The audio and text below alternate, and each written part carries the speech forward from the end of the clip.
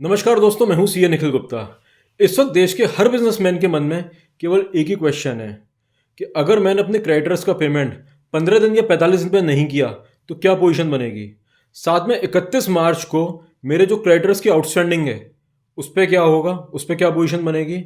Micro और small enterprise के payments को लेकर क्या कंडीशन है, अगर मैं उनको पेमेंट नहीं कर पाता हूं तो क्या वो मेरे प्रॉफिट में ऐड कर दिया जाएगा। बहुत सारा कंफ्यूजन है, बहुत सारे सवाल हैं मन में।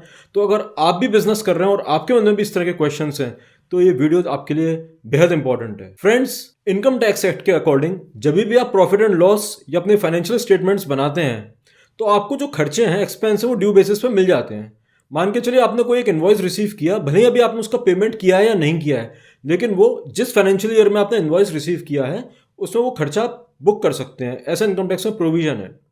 लेकिन एक सेक्शन है, section 43B of income tax act, वो कहता है कि कुछ खर्चे, स्पेसिफाइड खर्चे हैं, वो आपको केवल पेमेंट बेस पे ही मिलेंगे। मतलब जब आप उन्हें पे कर देंगे तभी आपको उस एक्सपेंडिचर का इनकम टैक्स में डिडक्शन या वो एक्सपेंस आपको अलाउ होगा। अब इसमें एक नया क्लॉज जोड़ दिया गया है, सेक्शन 43B में क्लॉज एच जोड़ दिया गया है।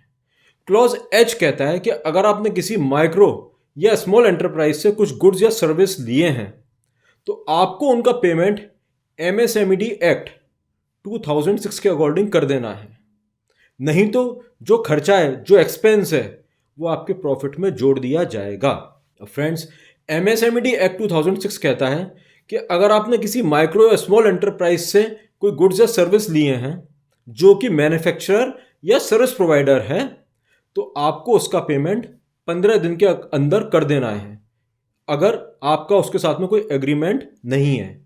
और अगर आपका उस सप्लायर के साथ में कोई एग्रीमेंट है तो 45 दिन के अंदर आपको उसका पेमेंट कर देना। चाहे एग्रीमेंट 2 महीने का हो, 3 महीने का, उससे फर्क नहीं पड़ता है, आपको उसका पेमेंट 45 दिन के अंदर कर देना है। मतलब if there is no agreement then you have to make payment in 15 days, and if there is an agreement then you can make payment in 45 days।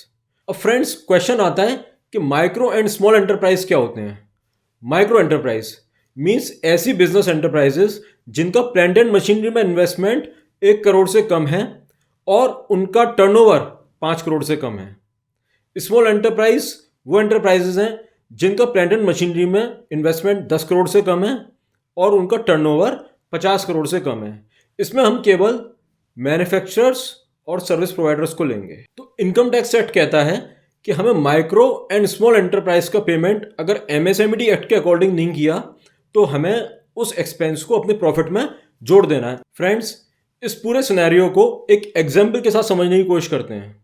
से फॉर एग्जाम्पल, फाइनेंशियल ईयर 23-24 को आपका प्रॉफिट 10 लाख रुपीज है और आपने 1 सितंबर 2023 को एक ऐसे supplier से गुड्स लिए थे 20 लाख रुपीज के, जो कि माइक्रो एंड स्मॉल एंटरप्राइज में फॉल करता है। अब अकॉर्डिंगली आपको उसका पेमेंट 15 दिन के अंदर कर देना चाहिए था। मींस 15 सितंबर 2023 तक आपको उसका पेमेंट कर देना चाहिए था, लेकिन ऐसा नहीं हुआ।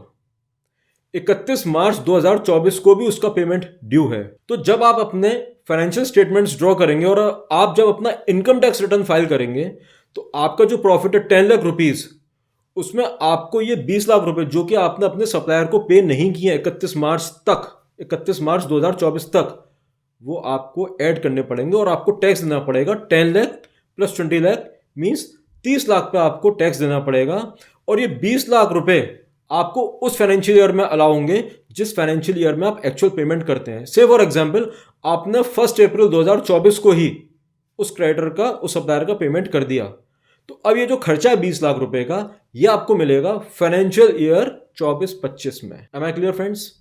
तो ये एक बहुत इंपॉर्टेंट कंडीशन है। आपको अपने बिजनेस की प्लानिंग करनी पड़ेगी और 31 मार्च की जो आउटस्टैंडिंग है वो देखनी पड़ेगी वो क्या एमएसएमईडी एक्ट का वायलेशन तो नहीं हो रहा है। अगर हो रहा है तो आपको बहुत प्रॉब्लम होगी, आपके प्रॉफिट डिस्टर्ब होंगे, आपको उस पर टैक्स देना पड़ेगा। तो ये चीज़ फ्रेंड्स ज़रूर चेक कर लीजिए। अब फ्रेंड्स, कुछ राहत की बात है।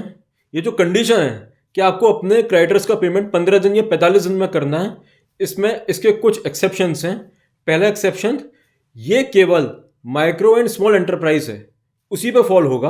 अगर मान लीजिए कोई मीडियम एंटरप्राइज है, से फॉर एग्जांपल किसी सप्लायर है, आपने किसी ऐसे व्यक्ति से, ऐसी फर्म से सप्लाई लिया, ऐसे गुड्स खरीदे या सर्विस ली है जिसका प्लांट एंड मशीनरी में इन्वेस्टमेंट 20 करोड़ है या फिर उसका टर्नओवर 80 करोड़ है, मींस वो माइक्रो एंड स्मॉल एंटरप्राइज की डेफिनेशन में फॉल नहीं कर रहा है। तो ऐसे केस में आप उसको पेमेंट 15 दिन या 45 दिन के बाद में भी कर सकते हैं, depending on your business conditions या आपका जो उसके साथ में एग्रीमेंट है। साथ में ट्रेडर्स इस कंडीशन में फॉल नहीं करते हैं।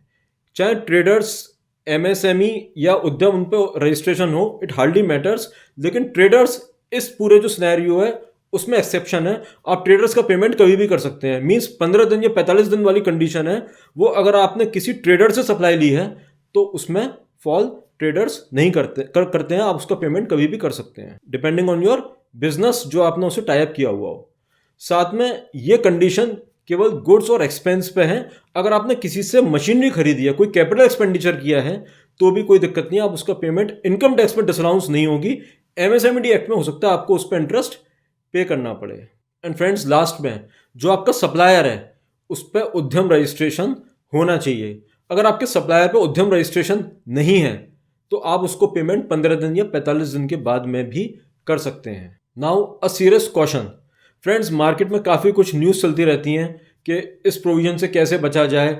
हम 31 मार्च को अपने सप्लायर को चेक काट देंगे, भले ही उसका पेमेंट करें या ना करें, या फिर हम गुड्स को डिलीवरी चालान पर मंगवा लेंगे और बाद में इनवॉइस कटवा लेंगे। तो फ्रेंड्स, इस तरह के पिटफॉल में आप बिल्कुल भी नहीं आए।